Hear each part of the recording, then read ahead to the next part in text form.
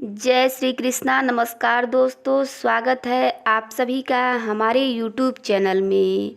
आज हम सुनाएंगे बछ बारस की व्रत की कथा। एक बार की बात है, एक साहूकार था जिसके 7 बेटे थे और एक पोता था। साहूकार ने एक बार एक कुआं खुदवाया, लेकिन उसमें से बिल्कुल पानी नहीं निकला। साहूकार ने यह बात पंडितों को बताई तो पंडितों ने कहा, इसमें पानी तभी भरेगा जब तुम अपने पोते की बलि दोगे। साहूकार ने पंडित की बात मानकर अपनी बड़ी बहू को पीहर भेज दिया। साहूकार की बहू हमेशा बछ बारस का व्रत करके बछ बारस की कहानी सुनती थी। बड़ी बहू के पीहर जाने के बाद साहूकार ने अपने पोते की बलि चढ़ा दी।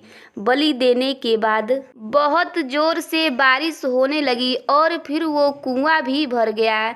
जब साहूकार साहूकारनी के साथ कुएं की पूजा करने जा रहा था तो जाते समय उसने अपनी दासी से कहा, गेउला धानुला यानी चने मोट बना लेना।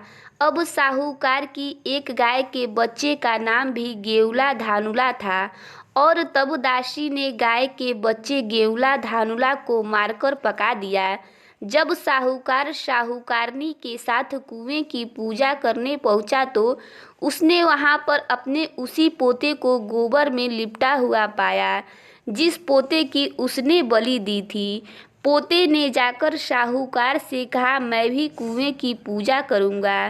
साहूकार की बहू भी पीहर से आ गई। साहूकार ने बच्चे को देखकर कहा, मैंने तो इसकी बलि दे दी थी जिससे ही यह कुआं भरा है, लेकिन गाय माता जिनका तुम बछ बारस का व्रत करती हो उन्होंने हमारी लाज रख ली और हमें हमारा पोता वापस लौटा दिया।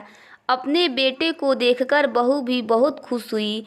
वो लोग जल्द ही घर वापस आ गए। घर के बाहर गाय का बच्चा ना देखकर उसने अपनी दासी से पूछा कि गाय का बच्चा कहाँ है। तब दासी ने कहा, आपने गेउला धानुला को पकाने को कहा था, इसीलिए मैंने उसे पका दिया। यह सुनते ही साहूकार क्रोध से तिलमिला उठा और अपनी दासी से कहने लगा, अरे पापिन, तूने यह क्या अनर्थ कर दिया। हम अभी एक पाप को उतार कर आए हैं और उससे पहले ही तूने दूसरा पाप हमारे हिस्से लिख दिया। साहूकार सिर पकड़कर बैठ गया। साहूकार और साहूकारनी सोचने लगे कि गाय आएगी तो अपने बच्चे को ढूंढेगी। साहूकार ने एक हांडी में गाय के बच्चे को डालकर एक खड्डे में दबा दिया।